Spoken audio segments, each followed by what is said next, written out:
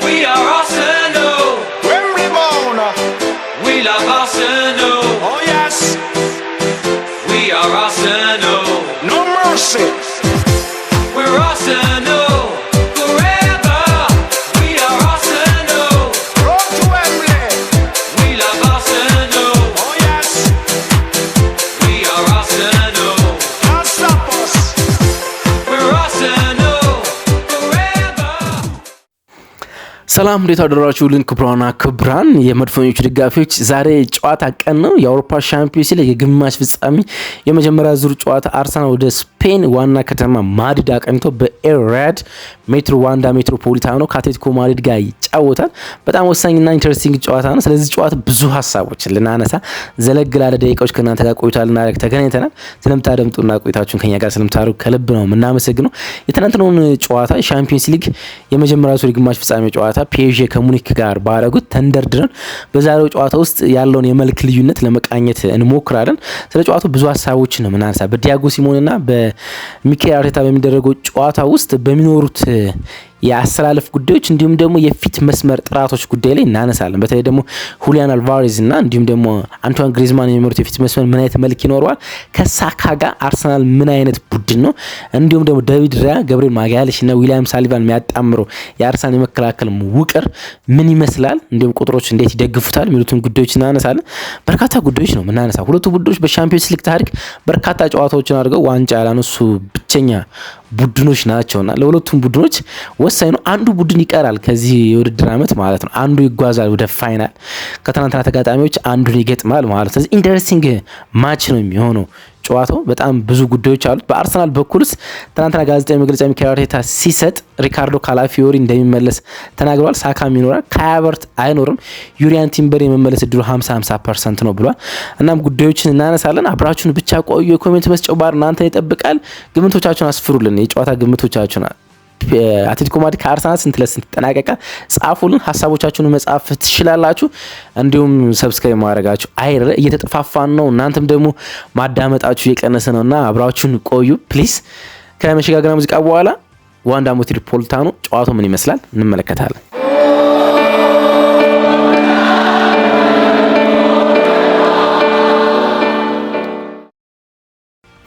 ተመልሰናል። እንግዲህ የሻምፒዮንስ ሊግ የግማሽ ፍጻሜ ሁለተኛው ጨዋታ ነው። ትናንትና አንደኛው ጨዋታ ተከናውኗል በፓርክ ደ ፕሪንስ ከፒኤስጂ ከሙኒክ ጋር። አንደኛው አሸናፊ ወደ ፋይናል ያልፋል። ኦልሞስት በጣም ከፍት የነበረ ጨዋታ ነበር። በሁለቱም ሳጥን ውስጥ በርካታ የመከላከል እና የግብ ጠባቂዎች ስህተት ሲፈጸምበት የነበረ ነው። የማጥቃት ፍሉዲቲው በጣም አስደናቂና አዝናኝ ቢሆንም በሁለቱም መካከል ያለው የመከላከል ኦርጋናይዜሽን የግብ ጠባቂ ፖዚሽናል ግን ፍጹም ደካማ ነበረ። በዩኤፋ ሻምፒዮንስ ሊግ የግማሽ ፍጻሜ ጨዋታ እንዲህ አይነት የወረደ የመከላከል ኦርጋናይዜሽን ስለመመልከት እርግጠኛ አይደለውም። ግን ደግሞ ለኒውትራል ወይም ደግሞ ለገለልተኛ ደጋፊ የትናንትና ምሽቱ የፒኤስጂ እና የሙኒክ ጨዋታ በጣም ፍጹም አዝናኝ እንደሆነ ለመናገር ይቻላል። ግን የሁለቱም ቡድን ኦርጋናይዜሽን በጣም ደካማ ነበር። የመከላከል ኦርጋናይዜሽናቸው ደካማ ሲሆን ብዙ ጎል ይቆጠራል።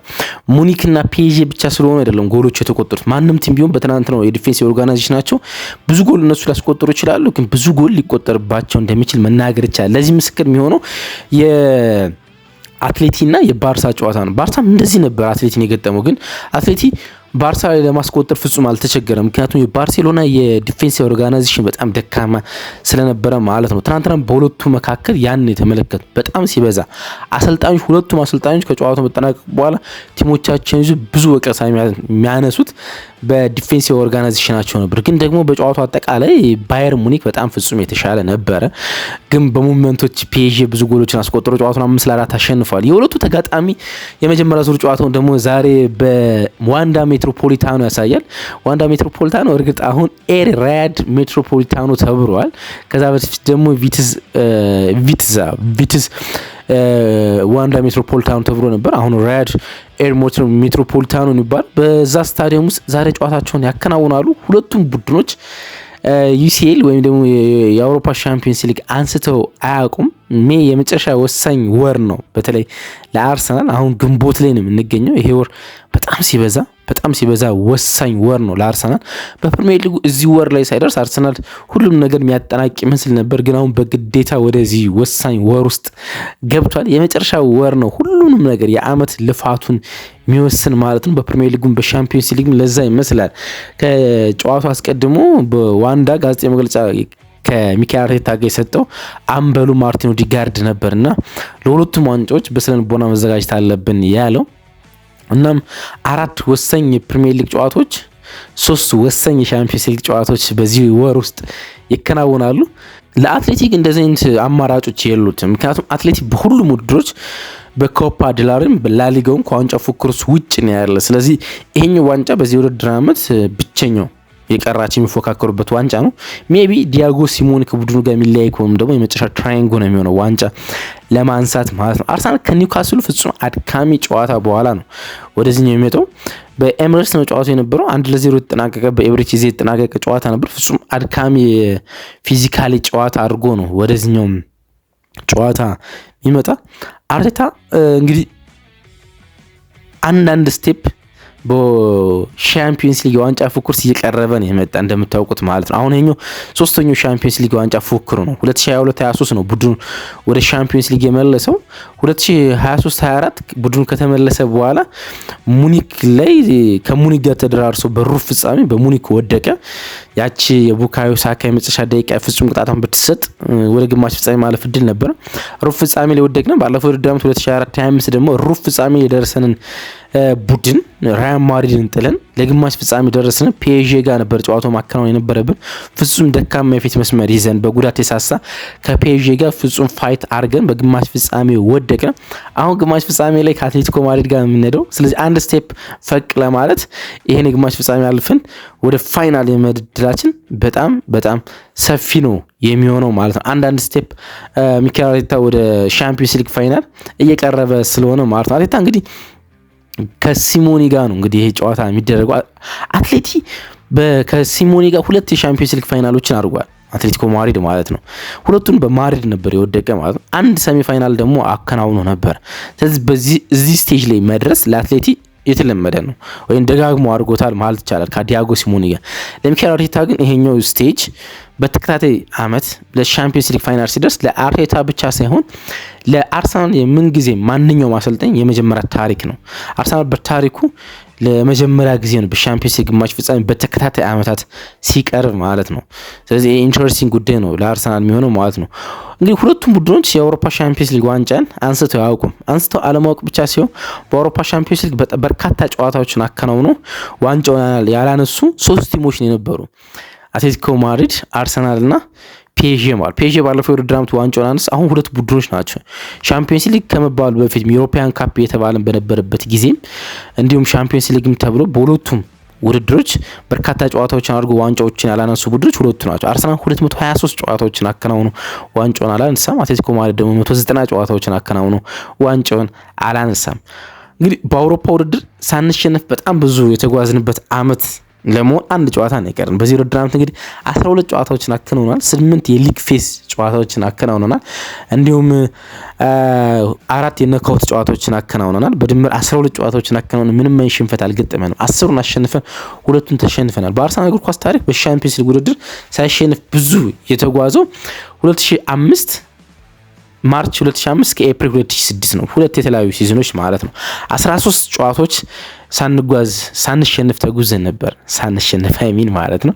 ሳንሸንፍ ርቀን ሄደን ነበር። አሁን ከአትሌቲኮ ማድሪድ ጋር በዋንዳ ሜትሮፖሊታኑ ኤሪያድ ሳንሸንፍ የምንወጣ ከሆነ ይሄኛው በታሪኩ ለሁለተኛ ጊዜ ብዙ ጉዞ ወይም ረዥም ጉዞ በሻምፒዮንስ ሊግ ሳንሸንፍ የተጓዝንበት ይሆናል ማለት ነው። ለዚህም ወሳኝ ኢንተረስቲንግ የሆነ ጨዋታ ለባርሰሎና ተጫዋቾች ውስጥ ይጠብቃቸዋል ማለት ነው። እንግዲህ በኖካውት ጨዋታዎች ውስጥ 4 ጨዋታ ነው ያከናወነ። አሁን ስለ ዲፌንሲቭ ኦርጋናይዜሽን በደንብ የምናወራበት ሰዓት ደርሷል። በኖካውት ጨዋታ 4 ጨዋታ ነው ያከናወነ። 5 ጎል ነው ያስቆጠር ነው። 5 ጎሎች ነው በጨዋታዎች የተቆጠሩ። በእኛ 4 አስቆጠረና 1 ተቆጥሮብናል። በሊቨርኩሰን ነው አንዱ የተቆጠረብን ማለት ነው። አንዳቻ በሊቨርኩሰን ሜዳ ተለያየን። በሜዳቸው 2-0 አሸነፍናቸው። ሊዝበን ጋር ደግሞ በሜዳችን 0-0 ተለያየን። በሜዳቸው ቀደም ብለን 1-0 አሸነፍናቸው። በድምሩ አርሰናል 4 ጎል አስቆጥሮ 1 ጎል ነው የተቆጠረበት ማለት ነው። እሱ እንመለከታለን። እንግዲህ በአቬሬጅ 1.25 ጌም ጎል ፐር ጌም ወይም በየጨዋታው በኖክአውት ስቴጅ አርሰናል በነበረበት ጨዋታ ተቆጥሯል። 1.25 በጣም አነስተኛ ጎል ነው የሚመዘገበው ማለት ነው። አትሌቲ በኤምሬትሱ ጨዋታ ወይም ደግሞ ከአርሰናል ጋር በነበረው በኤምሬትስ ጨዋታ 4-0 በተሸነፈበት 0.32 ኤክስጂ ነበር በኦፕን ፕሌይ ያስመዘገበ። በጣም ዝቅተኛ በዚህ ውድድር ዓመት ዝቅተኛው የኦፕን ፕሌይ ኤክስፔክትድ ጎልስ ነው ወይም ዝቅተኛው ጎል ሊሆን የሚቆጠሩ የጎል ድሎች የተፈጠሩበት ጨዋታ ነው ያ ጨዋታ በአትሌቲ በኩል ማለት። ስለዚህ ሁለቱም ቡድኖች ጎል ለማስቆጠር በጣም አብዝተው በዲፌንስ ኦርጋናይዜሽኖች የሚዘልቁ ጎል ማያስቆጥሩ ቡድኖች ናቸው። ግን ደግሞ በኖክአውት በጥሎ ማለፍ ጨዋታ አትሌቲ 6 ጨዋታ ነው ያደረገ። ቀደም ብሎ የሩብ ፍጻሜ ጨዋታ ከማድረጉ በፊት የኖክአውት አንድ የጥሎ ማለፍ ጨዋታ አከናውነው ስለነበረ ማለት ነው። በዛ የጥሎ ማለፍ ጨዋታ ጨምሮ 6 ጨዋታዎችን አከናውኗል። 28 ጎሎች ላይ ተሳትፏል። 28 ጎሎች ማለት ነው። ከክለብ ብሩጅ ጋር ከቶተንሃምና ከባርሳ ጋር ነው ጨዋታዎችን ያከናወነው ማለት ነውና 28 ጎሎችን ሁሉቹን የሚያስቆጥራቸው አይደለም። ከ28 ውስጥ 17ቱን አስቆጥሮ 11ዱ ተቆጥሮበታል አትሌቲኮ ማድሪድ በኖክአውት ብቻ ነው የምላችሁ። እንግዲህ በአቬሬጅ 4.7 ጎሎች በየጨዋታው ይቆጠር ነበር።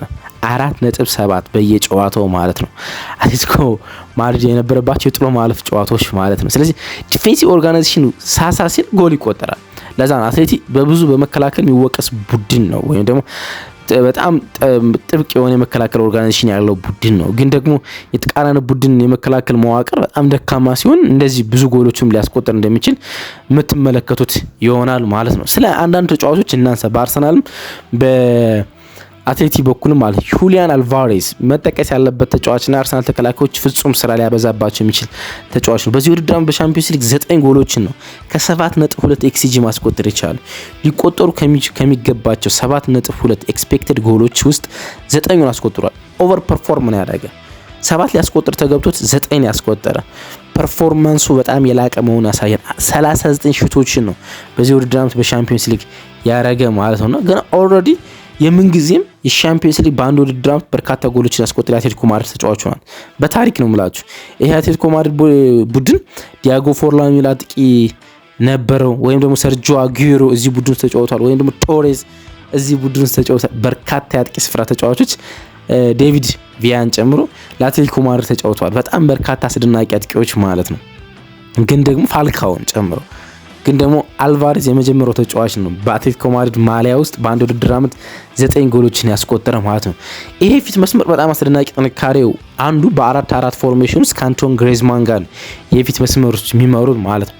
አንቶን ግሬዝማን እንግዲህ ከ2018 በዩኤፋ ሱፐር ካፕ ከአትሌቲኮ ማድሪድ ጋር ዋንጫ አንስቷል። ከዛ ውጭ ምንም ዋንጫ አላነሳም። ዘንድሮ ደግሞ ወደ ኦርላንዶ ሲቲ ያመራል። ይሄ የመጨረሻ ውድድር ዓመት ነው ከአትሌቲኮ ማድሪድ ጋር ማለት ነው። ስለዚህ የመጨረሻ ዋንጫ ለማንሳት ይለፋል። አትሌቲኮ ማድሪድ ዋንጫ አንስቶ ያውቃል፣ እሱ አላነሳም። ለምን የሚል ጥያቄ ልታነሱልኝ ትችላላችሁ። አንደኛው የሊግ ዋንጫ ባነሱበት ጊዜ እሱ ከቡድኑ ጋር አልነበረም ወይም ደግሞ ወደዚህ አልመጣም፣ ወደ ስፔን አልመጣም ነበር።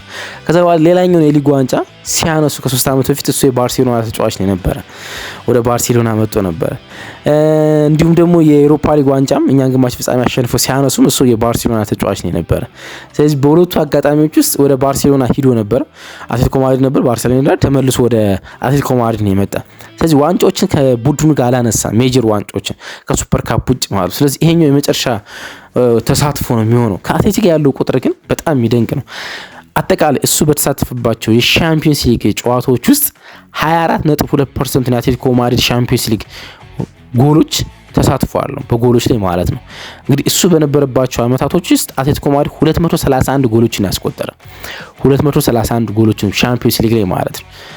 40ውን ጎል እሱን ያስቆጠረው 16 አሲስት አለው 56 የጎል ተሳትፎ አለው። ብቻውን ለአትሌቲኮ ማድሪድ በሱ በነበረባቸው ዘመናት 24.2% የጎል ተሳትፎ አለው። ምን ያህል አስደናቂ እንደሆነ ምነግራችሁ በዚህ አንድ ዳታ ሲጨምርላችሁ ነው። 100 በላይ የጎል ተሳትፎ ካላቸው የሻምፒዮንስ ሊግ በታሪክ ነው ማለት በታሪክ ከ100 በላይ የሻምፒዮንስ ሊግ ጎል ተሳትፎ ካላቸው ተጫዋቾች ውስጥ ሊዮናል ሜሲ ብቻ ከሱ የሚጠጋጋ የጎል ቅርርብ አለው። የጎል ቅርርብ ስላችሁ ሊዮናል ሜሲ ለባርሴሎና በነበረባቸው ሲዝኖች ውስጥ 24.1% ጎሉን አስቆጥሯል። ባርሴሎና ሊዮናል ሜሲ 24.1% ብቻውን ያስቆጠረ። ይሄኛው ግን 24.2% ነው ያስቆጠረው ማለት ከሊዮናል ሜሲ ለባርሴሎና ብቻውን ይዞት ኑሯል ከተባለ ሊዮናል ሜሲ በላይ አንቷን ግሪዝማን ለአትሌቲኮ ማድሪድ በርካታ አስተዋጽኦችን እንዳደረገ ልንነጋገር እንችላለን ማለት። ይሄ የፊት መስመር በጣም አስፈሪ ነው፣ ምንም ጥያቄ የለውም። አንቷን ግሪዝማን እና ሁሊያን አልቫሬዝ የሚጣመሩበት የፊት መስመር ማለት ነው። ሁለቱ ተጫዋቾች ደግሞ አንዳቸውን ቀይሮ የሚወጣው ሶርለትም ደግሞ በጣም አስቸጋሪ ተጫዋች ነው። ከሁለቱ አንዱን ቀይሮ የሚገባው ሶርለት ስለሆነ ማለት ነው። ግን ደግሞ የመድፈኞቹ መከላከል ውቅር በጣም አስደናቂ ነው። መድፈኞቹ 11 ጎሎች ብቻ ነው የተቆጠረባቸው በሻምፒየንስ ሊግ በዚህ ውድድር ዓመት በየጨዋታው 0.5 ፐር ጌም ማለት ነው። በየጨዋታው 0.5 ከግማሽ በታች ጎል ነው የሚቆጠርባቸው ማለት ነው። እሱ ብቻ ግን አይደለም 22 የሻምፒየንስ ሊግ ጨዋታዎችን ሶስቱ ተጫዋቾች አንድ ላይ ጀምሯል። ሶስቱ እነማን ናቸው ካላችሁ ዴቪድ ራያ፣ ዊሊያም ሳሊባ እና ገብርኤል ማጋሊሽ ሶስቱም ተጫዋቾች 22 የሻምፒየንስ ሊግ ጨዋታዎችን አንድ ላይ ጀምሯል። 59% ክሊንሺት አላቸው። ጎል መቆጠር አይደለም እላችሁ 59% ክሊንሺት አላቸው። 22 ጨዋታ አንድ ላይ ጀምሮ 13ቱን በክሊንሺት ነው ያጠናቀቁት። ዴቪድ ራያ ግብ ጠባቂ፣ ዊሊያም ሳሊባ እና ገብርኤል ማጋሊሽ ማለት ነው። ስለዚህ ፍጹም ሶሊድ ናቸው በዚህ ውድድር ሶስቱ አንድ ላይ ሲሰለፉ ማለት ነው። ስለዚህ አስደናቂ የፊት መስመር ቢኖረው አትሌቲ ግን ደግሞ የአርሰናል የተከላካይ መስመር ድንቅ እንደሆነ ማንሳት ይቻላል። ሳካ ተመልሷል። በባለፈው የኒውካስሉ ጨዋታ ላይ ተቀይሮ ገብቶ ተመልክተናል። የሳካ መመለስ በጣም ወሳኝ ነው። እንግዲህ በዚህ ውድድር ዓመት ሳካ መጠነኛ አቋም መዋዠቅ እና መውረድ አጋጥሞታል በምንልበት ጊዜ እንኳን ሳካ በጣም ለአርሰናል ወሳኝ ነው። ምክንያቱም ከሳካ ጋር አርሰናል 2.6 ጎል ያስቆጥራል በዚህ ውድድር ዓመት በሻምፒዮንስ ሊግ። ሳካ ሲኖር 2.6 ጎል ወደ 3 የተጠጋ ማለት ነው። ከምን ካላችሁ ከ2.3 ኤክስጂ ወይንም ሊቆጠሩ ከሚገባቸው 2.3 ኤክስፔክትድ ጎሎች ውስጥ 2.6 ያስቆጥራል። ከፍ ያለ ፐርፎርማንሲንግ ማለት ነው። በሻምፒዮንስ ሊግ በዚህ ውድድር ዓመት 8 ጨዋታዎች ላይ እሱ ተሳትፏል። 8 ጨዋታዎች ላይ ማለት ነው እና ይሄን ቁጥሮች አስመዝግቧል። እሱ ባልነበረባቸው እንግዲህ አርሰናል በዚህ ውድድር ዓመት 12 ሻምፒዮንስ ሊግ ጨዋታዎችን አግኝቶ ሊያከናውን እሱ ባልነበረባቸው 4 ጨዋታዎች ግን አርሰናል 1.5 ጎል ነው በየጨዋታው የሚያስቆጥረው 1.5 ብቻ። ያውም ደግሞ 1.8 ኤክስፔክትድ ጎልስ ወይም 1.8 ጎል የማስቆጠር እድል ኑሮት 1.5 ብቻ ነው የሚያስቆጥረው። ስለዚህ ከሳካ ጋር አርሰናል በጣም አስደናቂ እንደሆነ መናገር ይቻላል። ግን ደግሞ ልንወቅሰው የሚገባ ተጫዋች አለ። ብዙዎቻችሁ እንደማጠቁት ታውቃለሁ። ቪክተር ዮኬሬሽ አነጋጋሪ ተጫዋች ነው። እንግዲህ በአርሰናል ደጋፊዎች አብስቶ የሚወደድ ተጫዋች እንደሆነ አውቃለሁ። ግን የአጥቂው ሙቭመንቱ በጣም ደካማ እንደሆነ ወይም የፊት መስመር ሙቭመንቱ ደካማ እንደሆነ ግን በግልጽ መናገር ይቻላል። ብዙዎች ለሱ የሚደረጉ የጎል ድሎች በርካታ እንዳልሆኑ ይናገራሉ። በእሱ ግልጽና የምንመለከት ነው። ግን የሱ እንደ አጥቂ ያለው ሙቭመንትም ግን ደካማ ነው። አንድ በጣም ግሩም ቁጥር ልንገራችሁ። በዚህ ውድድር ዓመት በፕሪሚየር ሊግ ነው በሻምፒዮንስ ሊግ ከፍተኛ ሙከራ ያደረገው 4 ነው በአንድ ጨዋታ 4 ማለት ነው። ግን ያን ያህል ወደ ብቃቱ ፊት ያልተመለሰው ተጫዋች ኬን ሃቨርትዝ ባለፈው ጨዋታ 6 ሙከራ ነው ያደረገው። 6 ሙከራ ማለት ነው ከኤቨርተኑ ከኒውካስል ጨዋታ በፊት ማለት በኒውካስል ጨዋታም ሜሎስ በነበረባቸው ጊዜያች በርካታ ነው ያደረገ።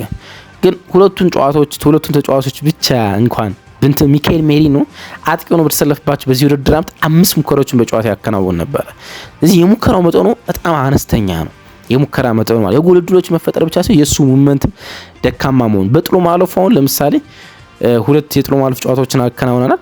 ከሁለት ቡድኖች ጋር 4 ጨዋታዎችን አከናውነናል። ሊዝበንና ሊቨርኩሰን ጋር 6 ሹት ብቻ ነው ያደረገ 6 ሹት እና በጥሎ ማለፍ ጨዋታዎች 28 ተጫዋቾች ከሱ የተሻለ ሞክረዋል። 28 ተጫዋቾች ነው የምላችሁ። ከጥሎ ማለፍ ጨዋታ ጀምሮ በነበሩ መራገሮች 28 ተጫዋቾች ከቪክተር ዮኬሬሽ የተሻለ ሞክረዋል። ሙቭመንቱ መስተካከል ያለበት ይመስላል። በተለይ ከተከላካዮች ጋር የሚለጠፈው እንቅስቃሴ ደካማ እንደሆነ ማሳየት ይቻላል። የእርስ በርስ ግንኙነታቸውን እንመልከት እስኪ። አትሌቲኮ ማድሪድ ከአርሰናል ያላቸውን የእርስ በርስ ግንኙነት በዚህ ዓመት ተገናኝተዋል። እንግዲህ በሊግ ፌዝ አርሰናልና አትሌቲ ተገናኝተዋል። አርሰናል 4-0 እንዳሸነፈ ይታወቃል። ቪክተር ዮኬሬሽ 2 ጎሎችን አስቆጥሯል። ማርቲኔሊ፣ ገብርኤል ማጋሊሽ አርሰናል ፍጹም አስደናቂ የነበረበት ጨዋታና ያፈራረሰበት ጨዋታ ነው። አትሌቲ 4 ጎል በአንድ የሻምፒዮንስ ሊግ ጨዋታ ሲቆጠረበት በ5 አጋጣሚዎች ብቻ ነው። በ5 አጋጣሚዎች ማለት ያን ያህል አርሰናል ከጥቂት አጋጣሚዎች በአንዱ ነው ይሄን ማድረግ የቻለ ልትሉ ትችላላችሁ። ሌላ ግንኙነታቸው 2017-18 ሁላችሁ የምትረሱት አይመስለኝም። በዩሮፓ ሊግ ሰሚ ፋይናል አግኝተናቸው ነበረ። በዩሮፓ ሊግ ማለት ነውና በሜዳችን አንዳቻ ተለያየን። በእነሱ ሜዳ 1-0 አሸነፉንና በአግሪጌት 2-1 አሸንፈውን አልፈው ነበር ለፍጻሜ ማለት ነው። ከዛ ውጭ በሁለቱ ቡድኖች መካከል ምንም አይነት ግንኙነት የለም። በአውሮፓ ጨዋታዎችም በዩሮፒያን ካፕም ቢሆን ማለት ነው። ግን ይሄኛው ጨዋታ ለግማሽ ፍጻሜ ጨዋታ ነው። 16ኛው ግንኙነት ነው በስፔን እና በእንግሊዝ ቡድኖች መካከል የሚከናወን የሻምፒዮንስ ሊግ ሆነ የዩሮፒያን ካፕ ማለት ሻምፒዮንስ ሊግ ከመባሉ በፊት ማለት ነው። 16ኛ ግንኙነት ነው በግማሽ ፍጻሜ የስፔንና የእንግሊዝ ቡድኖች ሲገናኙ ማለት ነው። 15 ጊዜ ተገናኝተው 15ቱ ይሄ 16ኛ ነው አላልኳችሁ። 15 ጊዜ ተገናኝተው 9ኙን የእንግሊዝ ቡድኖች ነው ያሸነፉ 60% ማለት ነው። ከመጨረሻ 5ቱ ደግሞ 4ቱን የእንግሊዝ ቡድኖች አሸንፈዋል። ከመጨረሻ 5ቱ 4ቱን ማለት ስለዚህ በግማሽ ፍጻሜ የእንግሊዝ ቡድኖች የተሻለ ሪከርድ አላቸው። ግን ደግሞ አትሌቲኮ ማድሪድ በቀድሞ ስታዲየም ቪሴንቲ ካልዴሮም ቢሆን በዚህኛው ኤልራድ ዋንዳ ሜትሮፖሊታኑ ቢሆን በጥሎ ማለፍ ከእንግሊዝ ቡድኖች ጋር ሽንፈትን አስተናግዶ ያውቅም። በጥሎ ማለፍ ጨዋታዎች አጠቃላይ በጥሎ ማለፍ በግማሽ ፍጻሜ በሩብ ፍጻሜ በኖክአውት ስቴጅ ምንም አይነት ሽንፈት አጋጥሞት አያውቅም። 6 ጨዋታዎችን አከናውኖ 3ቱን አሸነፍ ነው በሜዳው 3ቱን አቻ ወጥቷል። ከተለያዩ 6 ቡድኖች ጋር ነው የተጫወተው ከቼልሲ፣ ከሌስተር፣ ከሊቨርፑል፣ ከዩናይትድ፣ ከማንቸስተር ሲቲ እና ከስፐርስ ጋር ጨዋታዎችን አከናውኗል። ግን ሽንፈቶችን አላስተናገደም። በሻምፒዮንስ ሊግ የጥሎ ማለፍ ጨዋታዎች ማለፍ ኦፕታ አርሰናል የማለፍ እድል አለው ይልናል። 72% አርሰናል ወደ ፍጻሜ ያልፋል፣ 28% አትሌቲኮ ነው የሚለው። በዚህ ጨዋታ እንኳን ይሄኛውን የዋንዳ ሜትሮፖሊታኑን ጨዋታ አርሰናል 37% የማሸነፍ ግምት ሲኖረው አትሌቲኮ ማድሪድ 35% የማሸነፍ ግምት አለው። ጨዋታው በአቻ ውጤት የሚጠናቀቅ እድሉ 27.9% ነው ይለናል። እናንተስ ግምቶቻችሁን አስፈሩልን። የሻምፒዮንስ ሊግ ግማሽ ፍጻሜ የመጀመሪያ ዙር ጨዋታ በኤር ራድ ዋንዳ ሜትሮፖሊታኑ ስንት ለስንት ይጠናቀቃል? ጻፉልን። እስካሁኑ ሰዓት አብራችሁ ስለነበራችሁ ከልብ አመሰግናለሁ። ባይ ወዳችኋለሁ።